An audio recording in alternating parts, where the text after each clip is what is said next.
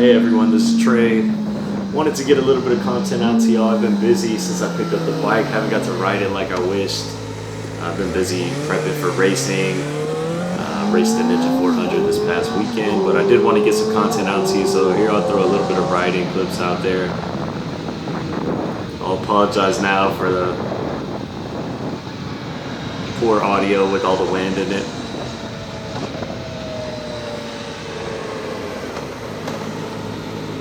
First day, I threw 80 miles on the bike. I enjoyed it a lot, actually. I think this is going to be a really, really fun bike.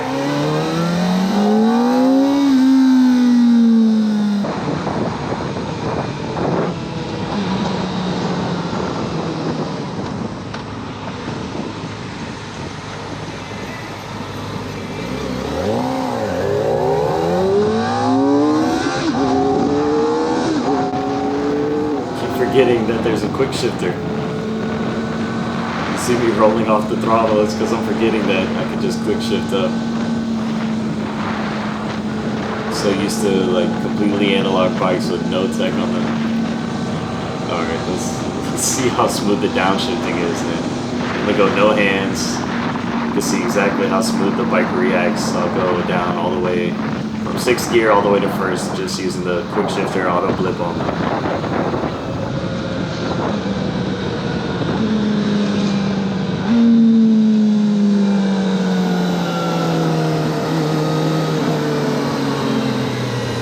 I love it. I love it. I'm impressed. I'm impressed. You know, Kawasaki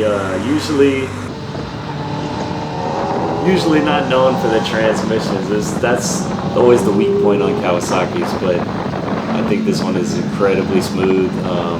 Friends of mine, they've already ridden it on track, and that was the thing that stood out to them actually, was how great the transmission was. Racing on Ninja 400s, I could tell you that's like the #1 battle most of us have, is transmission issues.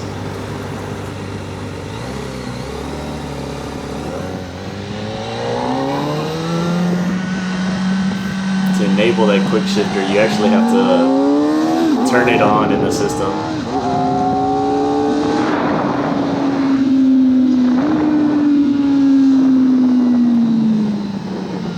So fun.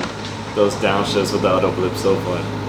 But yeah, you have to actually turn it on in the system by pushing the select button on the right hand and holding down the left arrow on the left hand at the same time, and that'll turn on the quick shifter for you. You'll see a little KQS symbol on the dash after that. And once you turn it on, it stays enabled.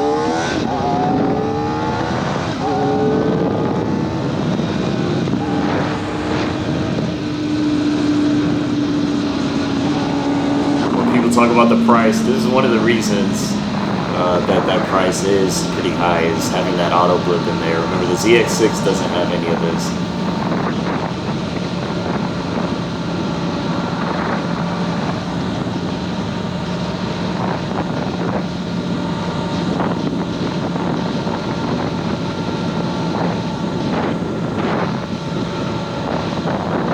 Trying to cruise at some lower RPM occasionally.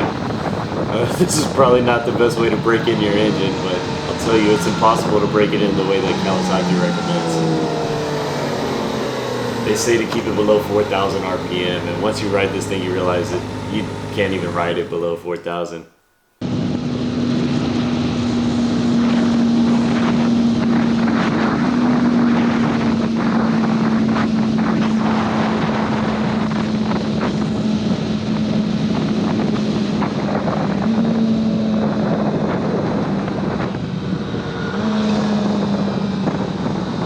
That quick shifter is great.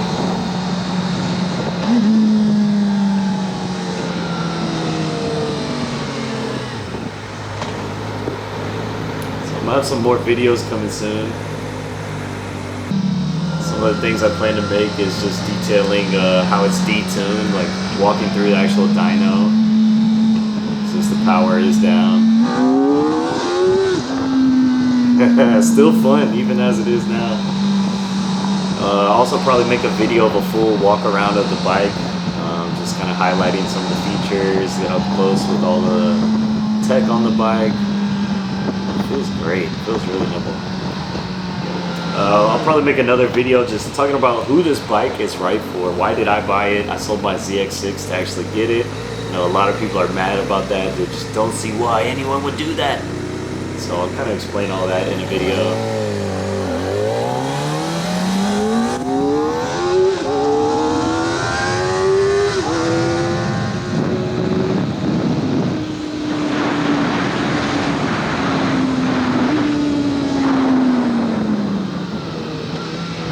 Make another video about what my mods are going to be, kind of my plan for the bike.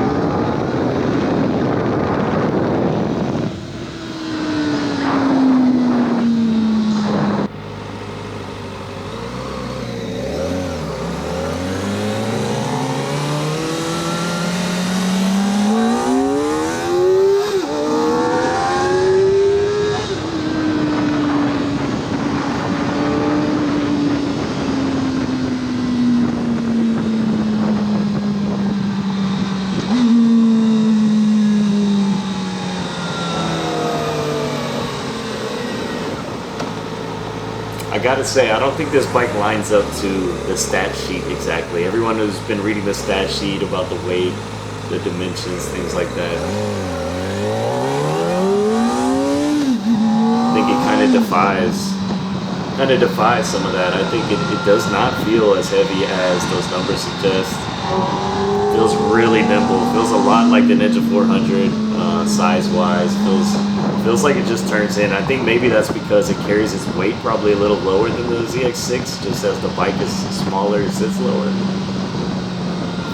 That whole inline 4 motor, that weight's going to be front and low, so it makes it really easy to turn in.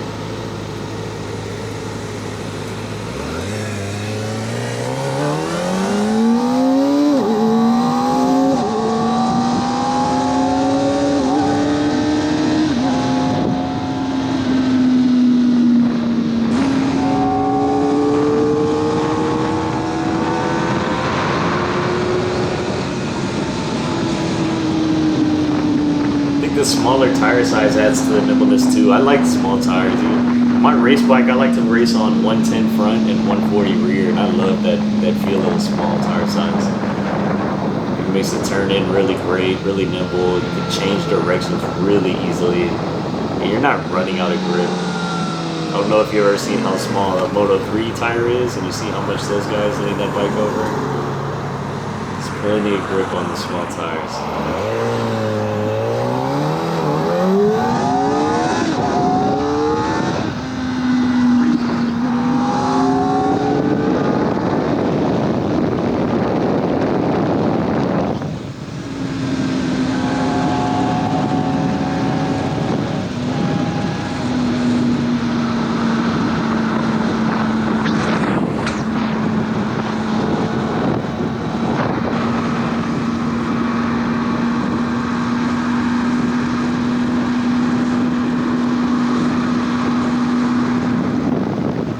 Go down a couple gears, see if we can pull.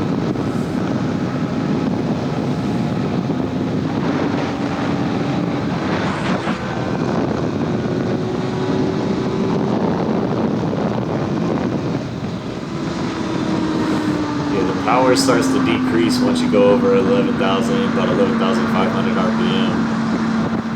It's still fun screaming that bike out there though.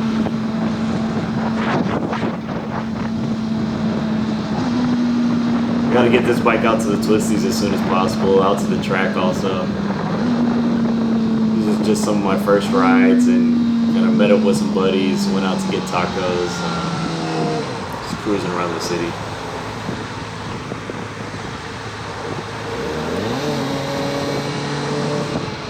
The bike is definitely comfortable on the street. The position is not as aggressive as super sport bikes are. You don't have a ton of weight on your hands and your wrists.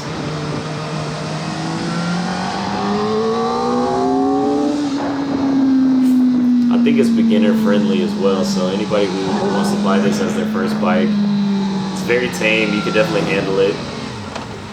I think the number one reason you maybe wouldn't want it as a first bike is the price.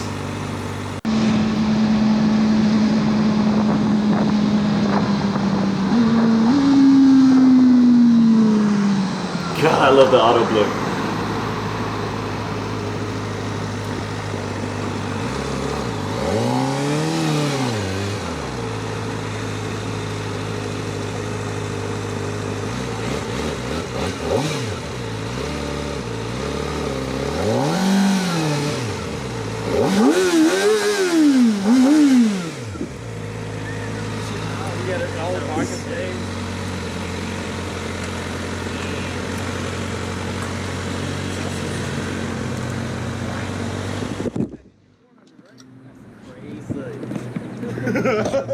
No officer, I didn't know. I didn't know how that got there. Oh, I covered it because I was filming something. I forgot.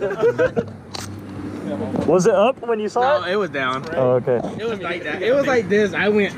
Wait, but you don't have to pay toll if it's like that. Yeah. Right? No, no you don't have to pay. It's like